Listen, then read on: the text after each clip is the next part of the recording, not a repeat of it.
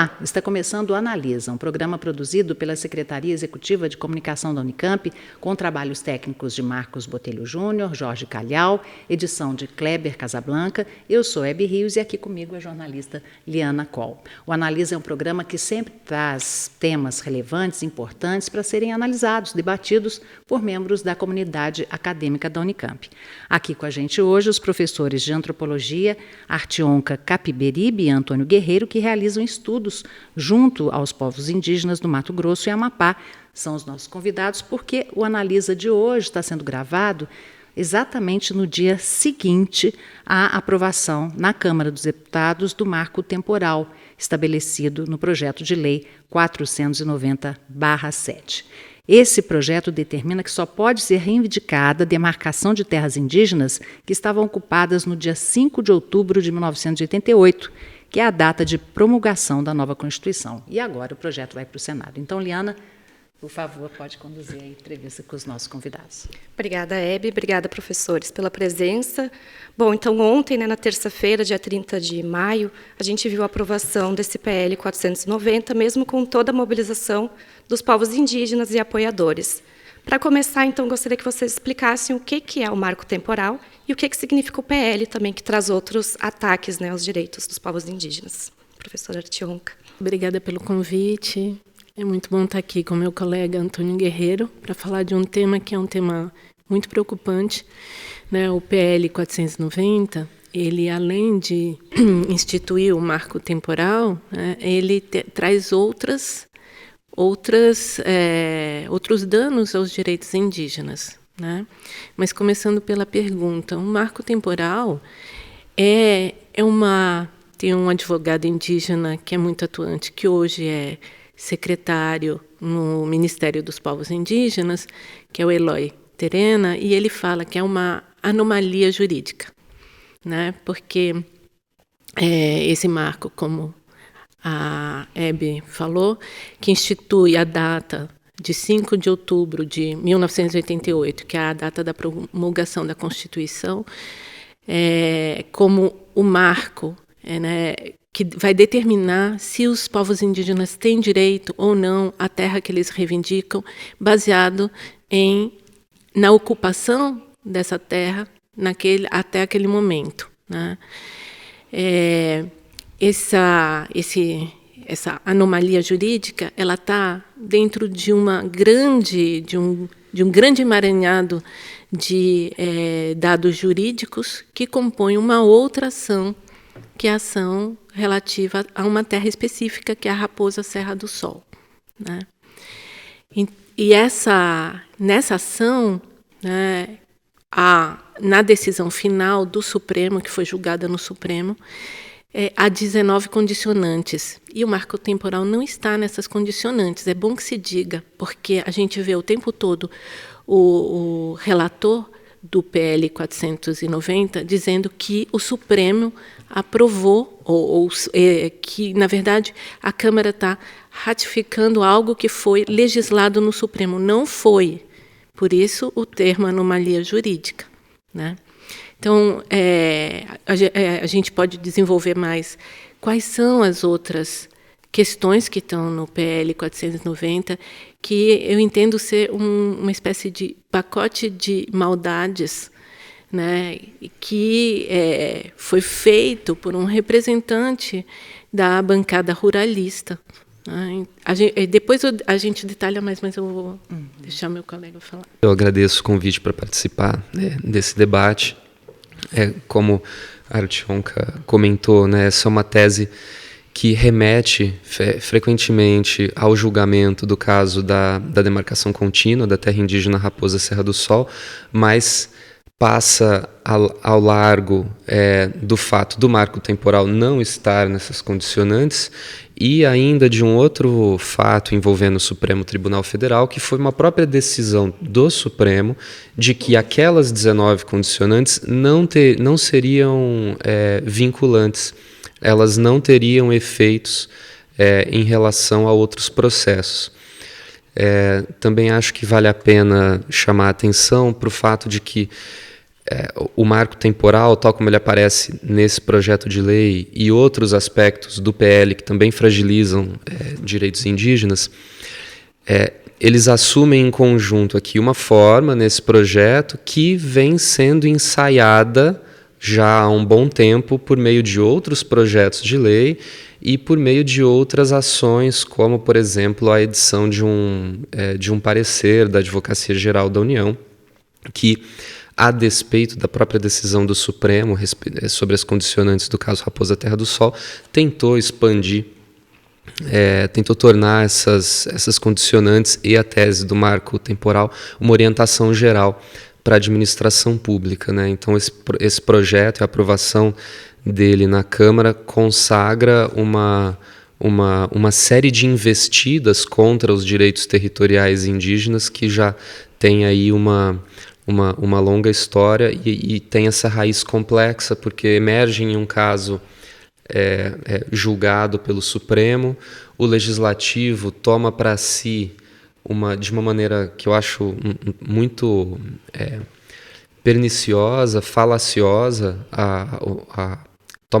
quando o Legislativo toma para si a prerrogativa de decidir sobre esse tema, porque o argumento de base da justificativa do PL é de que, sendo a demarcação de terras indígenas um objeto de interesse da União e tendo o Legislativo a prerrogativa de decidir sobre todas as matérias de interesse da União, portanto, cabe ao Legislativo, enfim, regular essa matéria. O problema é que, enfim, sendo essa anomalia jurídica, ele tem uma peculiaridade de, ao tentar regular a matéria da demarcação das terras indígenas, violar um princípio constitucional a respeito da natureza do direito dos povos indígenas aos seus territórios, que não é qualquer... não estamos falando de qualquer cláusula da Constituição que está sendo violada, mas de uma cláusula pétrea, né? Então, de fato, a gente está diante aí de um objeto político e jurídico extremamente complexo. Pois é, o Ministério Público Federal, inclusive, ressalta essa questão de que o Legislativo não tem a competência e nem poderia estar tratando desse assunto por uma lei, um projeto de lei, ou mesmo por uma proposta de emenda à Constituição. Como que vocês avaliam a perspectiva também para a decisão em relação ao marco temporal no Supremo Tribunal Federal, que deve retomar a questão no dia 7 de junho? O que acontece de fato, o que o Antônio falou sobre... não se trata de uma decisão jurídico-legislativa, mas se trata mesmo de uma decisão política, né? Então, houve uma articulação da Câmara, no nível do Congresso Nacional, para se adiantar ao julgamento que pode criar repercussão geral, né? É um julgamento específico, que é o da terra indígena Ibirama-Laclanô, do Xoclém, em Santa Catarina, onde o marco temporal está sendo diretamente discutido pela primeira vez no Supremo, né?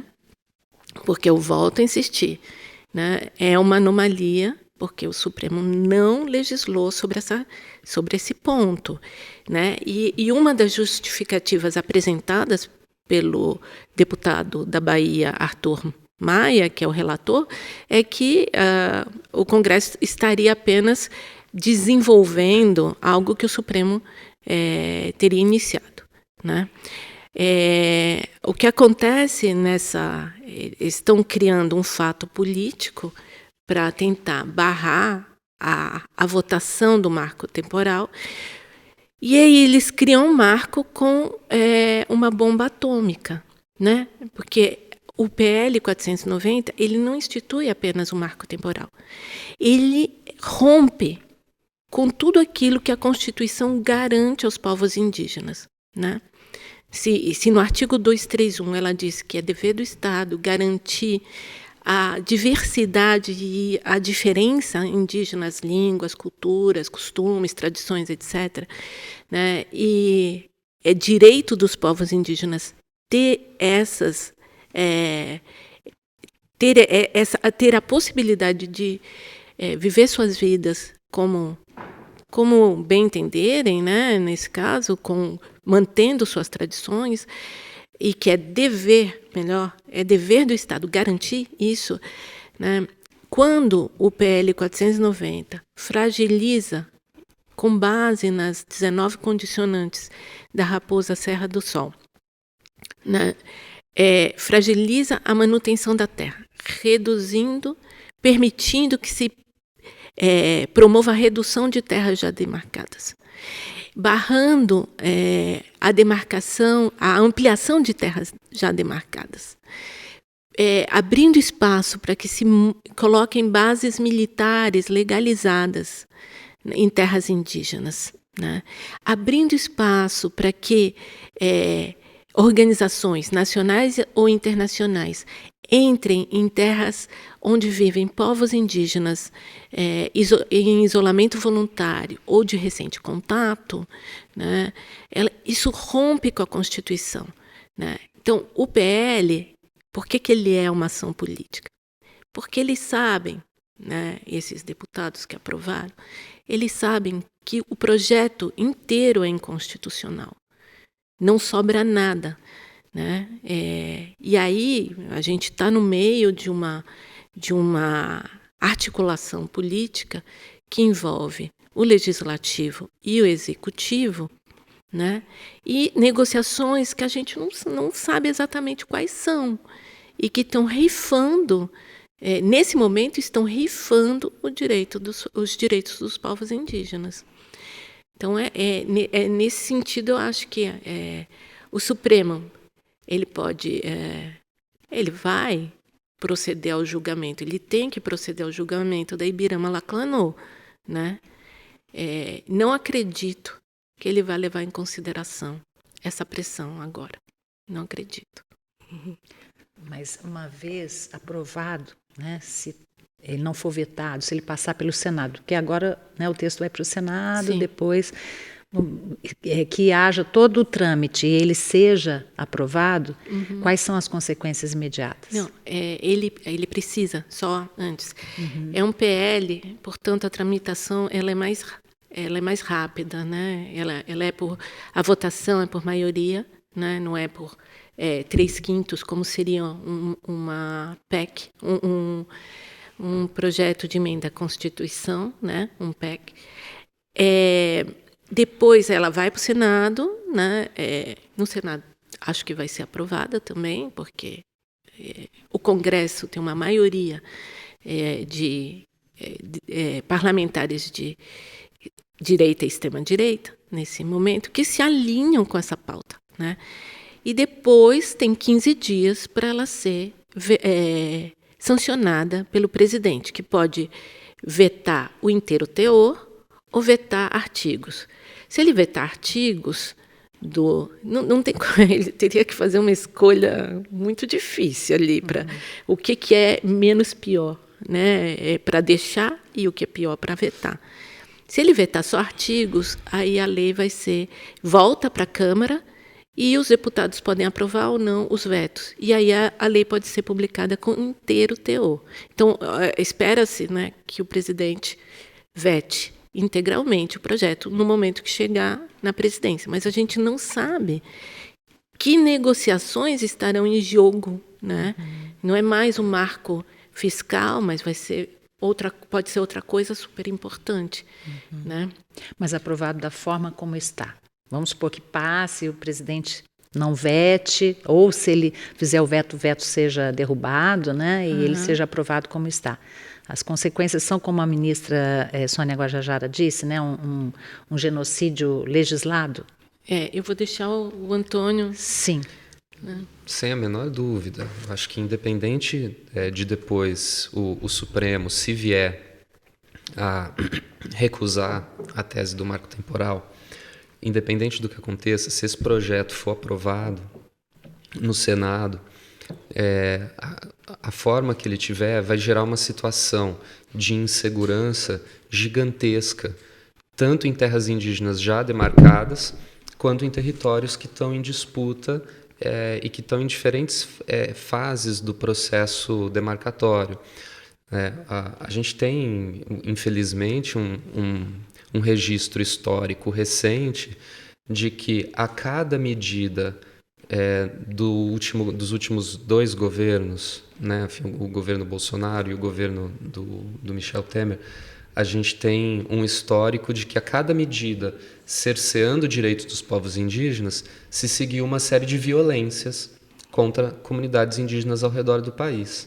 Então, se a gente for recuperar ataques ocorridos no meio da madrugada, incendiando aldeias Guarani Kaiowá no Mato Grosso do Sul ou no sul da Bahia, não é difícil ver a proximidade temporal entre esses atos de violência e medidas do governo federal incentivando a ocupação dessas terras por meio de atividades ilegais, por exemplo, né? Então, qualquer coisa que aconteça com esse projeto de lei, a gente pode ter certeza que a gente vai ter que enfrentar uma série de ações de violência contra os povos indígenas. Isso vai gerar uma situação de insegurança jurídica gigantesca até que se tome alguma outra... até que o curso das coisas mudem, né, se mudarem. Eu acho que o Supremo Tribunal Federal, qualquer coisa que a gente diga aqui, é uma aposta. Quer dizer, esse julgamento pode ser adiado de novo, alguém pode pedir vistas de novo, a gente pode imaginar tendências de voto em função do histórico do posicionamento de alguns ministros, né, em relação a essas questões, mas, enfim, seria um exercício ainda de futurologia. Eu, pessoalmente, acho que o Supremo Tribunal Federal tem a tendência e até um certo dever de recusar essa tese categoricamente para enterrar esse assunto de vez, né? Porque ele é uma aberração completa, né? Eu acho que se o Supremo Tribunal Federal sucumbir à pressão que está sendo criada pelo Legislativo, que é de criar, como a Artionka disse, um fato político para que, caso a tese do marco temporal seja derrotada no Supremo, isso fortaleça uma certa ala dentro do Congresso Nacional e os setores da sociedade que essa ala representa, né?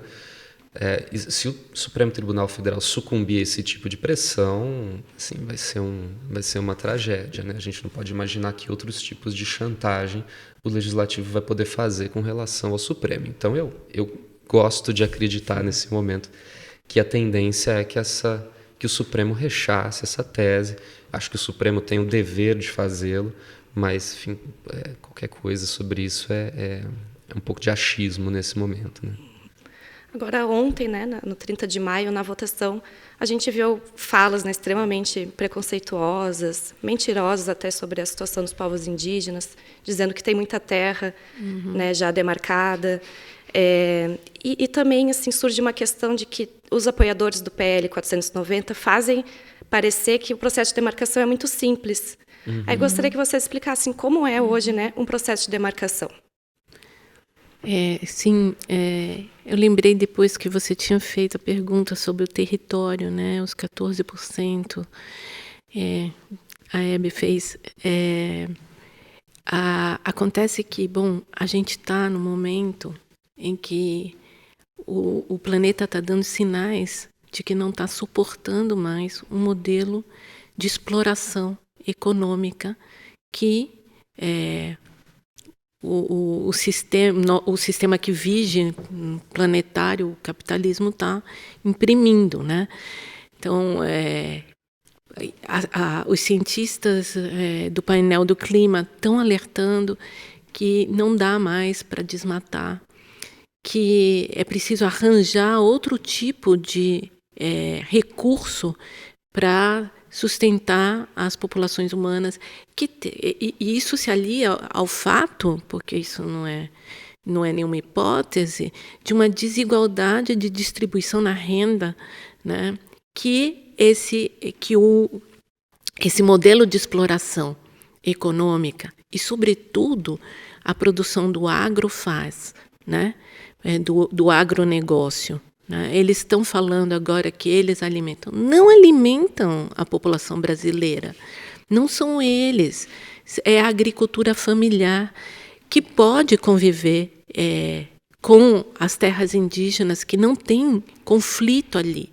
E eles mentem Isso é muito impressionante, assim, porque são representantes que foram eleitos. Eles mentem nas tribunas, em público. Bom, eles dizem isso. Os 14% do território nacional que estão nas mãos, que são terras indígenas, são reservas de biodiversidade preservada.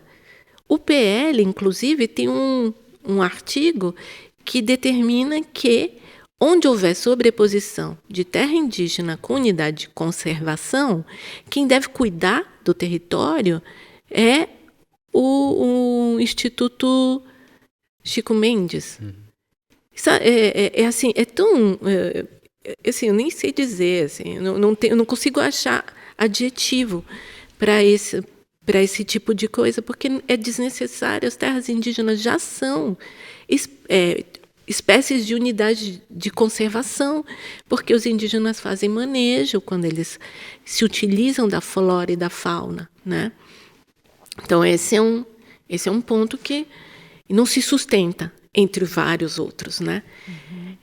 Só para justificar, porque a gente começou a conversar antes do programa começar, na verdade, sobre esse assunto. Então, só para esclarecer para quem está acompanhando o Analisa, que foi uma fala do relator do PL, né, o deputado Arthur Maia, justificando como um absurdo 14% do território brasileiro serem terras indígenas, e isso equivaleria mais ou menos para cada indígena 300 hectares. Então, ele falou que isso seria um absurdo, né?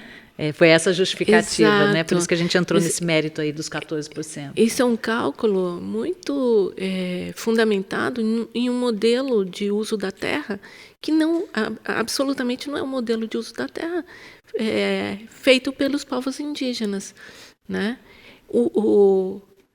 Assim, além do projeto, o projeto tem várias camadas de afronta, né, aos direitos indígenas e várias mentiras, né? Vamos ser diretos, né? O Antônio estava falando sobre a insegurança jurídica, né, que os povos indígenas vão experimentar, e o aumento da violência que isso gera, né? E do outro lado, eles também falam em segurança jurídica. Eles não falam em, ok, vamos mudar o modelo de exploração econômica. Não é preciso desmatar mais. A ciência está dizendo isso, né? Bom, enfim. Eu acho ainda que sobre a questão da conservação tem um ponto que é fundamental, que é se essas terras elas são grandes ilhas de biodiversidade, não é porque essa biodiversidade brotou ali por geração espontânea, ela é de natureza antrópica, e a gente sabe cada vez melhor sobre isso. Né? Ela é o produto, toda essa biodiversidade, ela é o produto da ação humana, e não de uma ação humana predatória, mas de uma ação humana que entende que as pessoas que habitam o território têm que estabelecer com ele relações de respeito e troca. Né? Então, as terras mais férteis da Amazônia é o que se chama de terra preta. São solos antrópicos, são solos criados pela deposição cumulativa no tempo de matéria orgânica que resulta da atividade humana. Então, isso que tem de mais valioso na floresta amazônica, né? Mas não só na floresta amazônica, nem em todos os territórios tradicionais, que é a biodiversidade que os caracteriza, é um produto da ação desses povos e comunidades tradicionais. Né? É impossível pensar essa biodiversidade sem não só a existência estatística, demográfica desses povos lá, mas pensar o direito que esses povos devem ter de continuar manejando o território segundo os seus próprios entendimentos sobre o que é a terra, o território, como devem se relacionar com ele, como devem reproduzir suas vidas.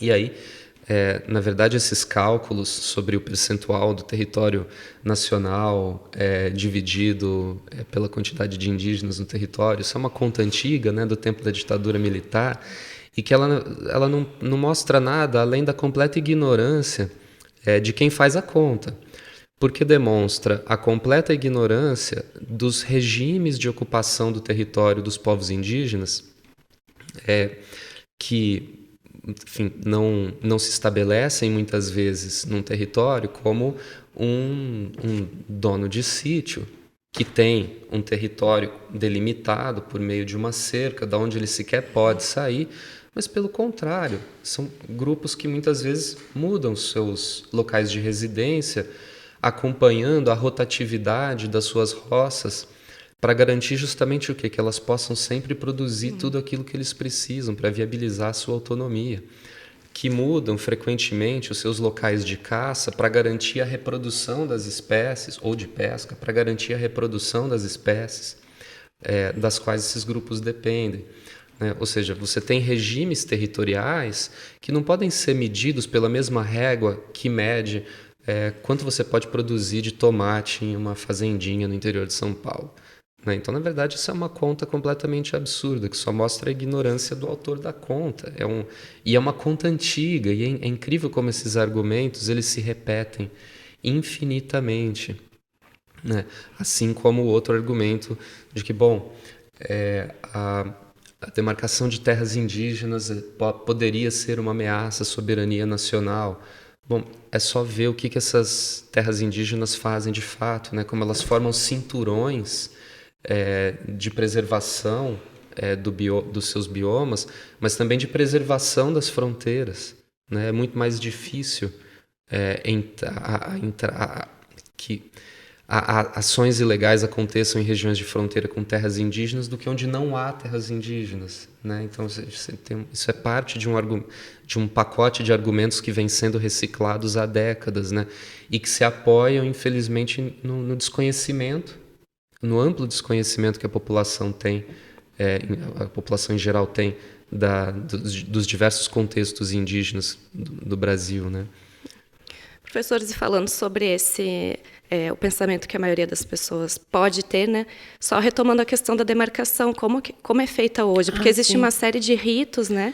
E, inclusive, 62% das terras indígenas que são do Brasil ainda não foram demarcadas, né? Então, esse processo lento. É um processo bem longo, né? Ele tem uma série de etapas. Ele começa nesse momento, está meio inseguro, porque eles, com a MP, que vai votar a mudança do organograma do governo federal, não se sabe exatamente para onde vai a demarcação de terras, né? Então, no Congresso tentaram mudar a demarcação, que estava centrada no Ministério dos Povos Indígenas, nesse novo modelo de governo, para o Ministério da Justiça, né? Mas anteriormente ficava centrada na FUNAI a parte técnica, né? Que é a de demarcar, né? Delimitar, até chegar no processo de homologação que vai para o Ministério da Justiça. Mas antes disso, são muitas etapas, né? E tem um estudo, tem que ser feito um estudo histórico, antropológico, arqueológico, que prove que aquela terra, de fato, é uma terra vinculada a um povo indígena, né? E no PL 490, que eu não quero perder ele de vista, tem lá uma cláusula que é colocar em suspeição o antropólogo ou a antropóloga que fizer o estudo antropológico da terra, né? Argumentando que os antropólogos ou antropólogas que trabalham com uma determinada terra têm interesses então vão ter viés na sua análise, né? Quando a gente sabe que um antropólogo ou antropóloga que, quando faz um estudo junto a um determinado povo, passa anos, né, de pesquisa, tem um conhecimento acumulado, né, sobre esse povo. Então, esse conhecimento deveria vir e vem em alguns casos, mas não em todos, porque muitas vezes o antropólogo chamado para o laudo não é o especialista naquela região ou que tenha trabalhado anos com aquela população, né? Até o processo final, que demarcar, delimitar, demarcar, homologar, ser sancionado pelo presidente e ser registrado no cartório fundiário local, são anos, né? No mínimo 5, 7 anos, né? Então, é um processo cuidadoso, detalhado, né? Que está sendo questionado, que vem sendo questionado já há um certo tempo, né? Questionado por interesses, né? Eu lembro de uma fala de um deputado, um dos eminentes representantes da bancada ruralista, que hoje é senador pelo Rio Grande do Sul, Carlos Reis, que ele falava assim, que os antropólogos fazem todo... Eu guardei porque eu achei o termo que ele usou tão absurdo. Eles fazem toda sorte de gatimônia para delimitar a terra, uma terra indígena.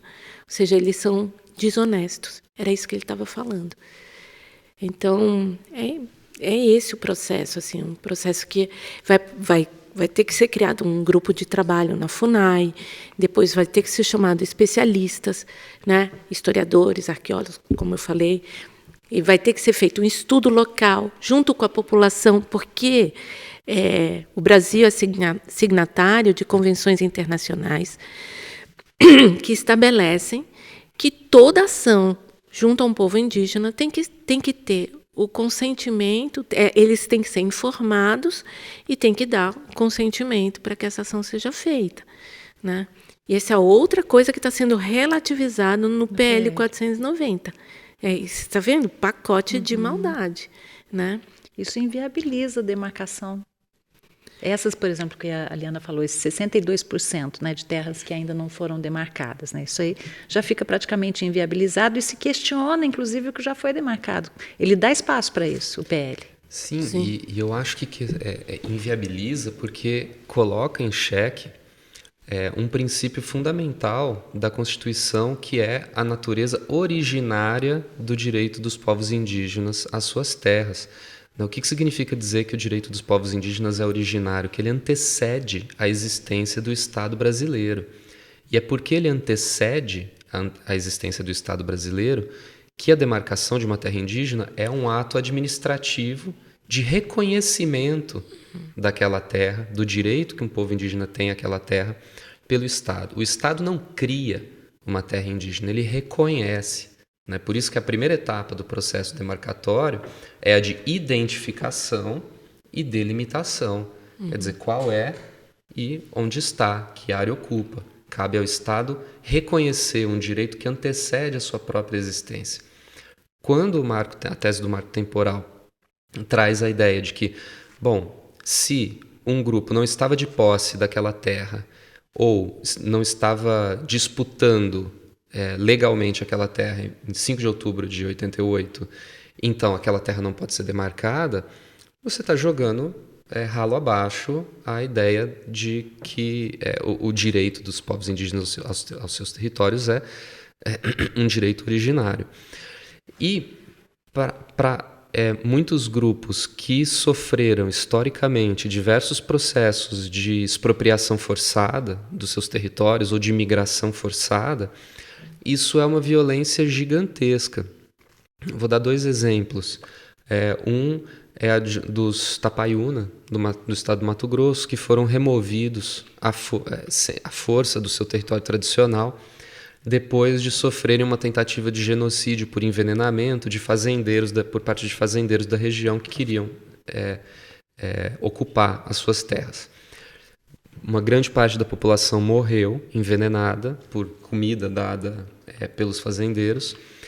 Depois que começou um processo de recuperação dessa população, a própria FUNAI decidiu, não, vamos transferi-los, quando hoje há documentos que mostram que não havia nenhuma necessidade objetiva de fazer aquilo para a preservação física do grupo.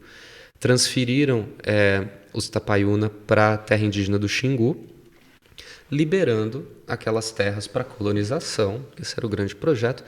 Os Tapaiuna não faziam ideia do que eles estavam fazendo naquela viagem. Foram levados, olha, vocês vão visitar uns parentes, porque foram levados para a aldeia dos Quincede, na terra indígena do Xingu, que falam uma língua muito próxima. e foram simplesmente abandonados em outro território.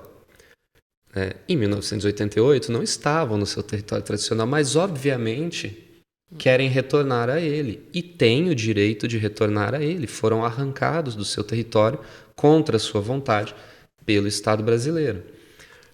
Um outro caso, também do Mato Grosso, é o dos Angago-Rata, que ocupavam a porção sul do que hoje é a terra indígena do Xingu, e tiveram um encontro infeliz com uma expedição de reconhecimento da calha do rio Culuene na década de 20. Pegaram alguma doença trazida por essa expedição e morreu todo mundo. Sobraram apenas 6 que se refugiaram ao norte, junto a outros grupos. E nas últimas décadas, com a retomada do crescimento populacional, começaram a manifestar o desejo de se reorganizar enquanto povo no seu território tradicional. E no processo demarcatório da sua terra indígena, parte dos recursos dos proprietários de terra não indígenas eram: bom, mas quando nós nos mudamos para cá não havia indígenas aqui. Como é que é isso? Bom, não havia, claro, porque por uma ação irresponsável do Estado brasileiro foram mortos. Por isso que eles não estavam lá. Então, como é que você pode criar um princípio que anule completamente essas histórias de deslocamento forçado, redução populacional gigantesca por epidemias causadas por movimentos que são de responsabilidade do Estado brasileiro? Isso para falar de 2 casos recentes, né? Isso para não retomar mais de 500 anos de história de expropriação, escravidão, morte, etc. É um histórico de violência, né? Desde, enfim, que vieram a colonização do Brasil. E aí ontem, até aproveitando para ressaltar que na Unicamp também houve manifestação dos estudantes indígenas, né, no dia da votação do PL, e ontem eu ouvi alguns estudantes falando sobre a preocupação com os jovens, a questão da falta de perspectiva, né, do agravamento da violência, principalmente nos anos de governo Bolsonaro. Então, como que fica a perspectiva, né, para os jovens indígenas e como vocês veem essa organização deles, né, para que ainda tenham a possibilidade de viver em tranquilidade no seu território, se assim, né, quiserem. Sim,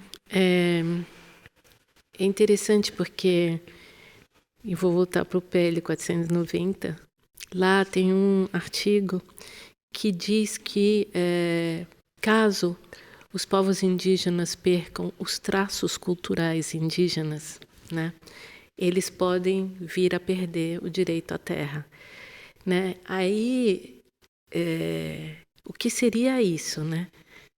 Pensando que agora os povos indígenas estão em aldeias, estão nas cidades, estão na universidade, né? Como é que você vai medir, com que régua você vai medir essa perda de traços culturais, né? E o que os povos indígenas vêm dizendo já há um certo tempo com seu movimento político é que eles vêm se afirmando enquanto indígenas contemporâneos, né, que fazem uso dos nossos recursos tecnológicos, que, num processo histórico, né, foram escolarizados primeiro à força, né, porque a ideia era escolarizar para integrar, assimilar e fazer desaparecer, né, as identidades indígenas, né? Mas a cultura ela não é, você não agarra ela e força para um lado, né? Então eles foram se apropriando desses recursos e fazendo uma leitura própria do que é o processo de escolarização. E estão fazendo isso o tempo todo, né? Eles entram no ensino superior, né? E vão dizer, a gente aqui tem direito a estar. Isso é muito importante. A abertura de vagas por cota, reserva de vaga para estudantes indígenas é um processo de reparação né? É preciso ter consciência disso. Não, ninguém está fazendo favor, né? Eu quero acentuar isso, né, para toda a comunidade acadêmica, que não há favor nisso aqui, né? E os estudantes indígenas, quando eles entram com conhecimento, né? Com outros conhecimentos que não necessariamente se adequam ou são processos reduzidos de um conhecimento não indígena.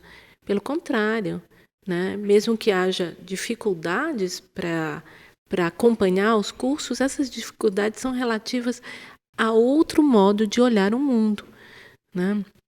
Então, é interessante, ontem eu estava lá também, eu vi a mobilização, e há alguns anos não existiria uma mobilização daquela dentro da Unicamp, né? Então, eles trazem também para essa comunidade um conhecimento sobre o contexto político nacional, que enriquece. Eles trazem um conhecimento e eles chamam para a luta, venham, se alinhem a nós. Então, eu vejo assim, eu acho muito positiva e muito agrega conhecimento, agrega pensar politicamente o mundo, a presença dos estudantes indígenas na Unicamp. É um desafio para os indígenas que se deslocam do Alto Rio Negro, lá da fronteira com a Colômbia, no Amazonas, do Nordeste, do Sul. É um desafio para eles, é um desafio para a universidade, que precisa entender como acolhê-los, precisa lidar com a permanência de um jeito possível, mas de um jeito acolhedor, né? E a luta deles é muito inspiradora, eu diria. Enfim. É uma luta nossa também, né? Exato. Ou deveria. É isso que eles estão dizendo. Ou deveria. É isso que eles estão dizendo, né? Acho que mais do que dizendo, né, no caso aqui de Campinas, eles estão posicionando esta luta aqui, né? Ontem os estudantes amanheceram fazendo uma manifestação grande na rodovia na Zeferino Vaz, e trouxeram para o cotidiano da população uma questão, aos olhos de todo mundo, uma questão que talvez de outra maneira não ficasse tão visível. Agora, não é porque ela não estava tão visível há algum tempo que ela não seja fundamental para todo mundo, né? Então, eu acho que é uma mobilização fundamental que coloca na frente de todo mundo a necessidade de olhar para um problema que uma parcela da população talvez não esteja olhando com a devida atenção. E sobre a relação dessa juventude indígena com os seus territórios, eu acho que a Artionka notou muito bem essa passagem do PL 490, que relativiza o direito à posse de um território em função da manutenção ou perda de traços culturais, né? Que é um absurdo em qualquer termo que você queira desenhar o problema. E eu acho que ele se conecta com uma afirmação que a juventude indígena, que o movimento político dos indígenas brasileiros tem feito há algum tempo, que é o seguinte: eles têm dito o tempo todo: Brasil é terra indígena e o lugar dos indígenas é em todo lugar. E uma das coisas, das várias, que eu acho que eles estão tentando dizer com isso, é que, olha, o Brasil precisa enfrentar uma contradição, um paradoxo que ele construiu para si mesmo, que é o de implantar no imaginário nacional a ideia de que os povos indígenas têm um lugar que é determinado pela sociedade não indígena e pelo Estado, né? Um lugar imaginário.